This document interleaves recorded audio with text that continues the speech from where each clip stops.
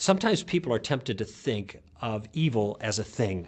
It's kind of like this big, dark, gooey stuff that's floating around the universe, and it gets on you, and then you do these things that are dictated by the evil that has influenced you now. And if evil is a thing and God created all things, well, then God created evil. I mean, that seems to follow. I think the problem here is thinking about evil as a thing. I think this is a mistake.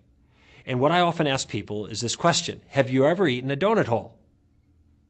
Now, I don't mean those round gut bombs that you eat after church on Sunday, you know. I mean the hole. Well, you say, well, a donut hole isn't something you can eat.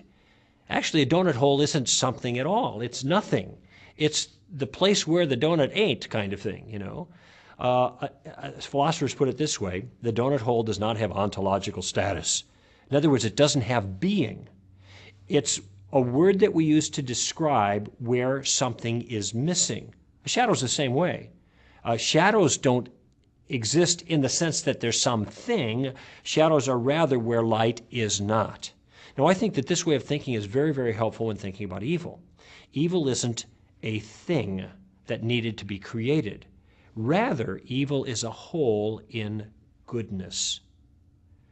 This is the way St. Augustine thought, and Thomas Aquinas kind of introduced this up, but it's very accessible to most people when you think of it in those terms.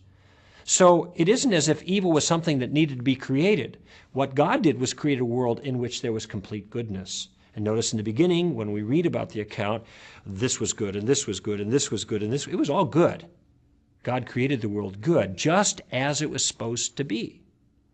But human freedom then was used in such a way as to diminish goodness in the world, and that diminution, that lack, that missing goodness, that is what we call evil. That hole in goodness, if you will.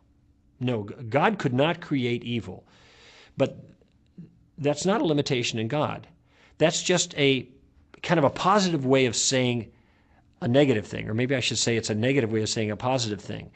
To say that God cannot create evil is not to identify a lack in God, but to identify something good in God. It's a capability. God can never fail to do everything good. And to create something evil would be a failure to do good. And God is too good to do that. He's perfectly good, therefore he can't fail in any way.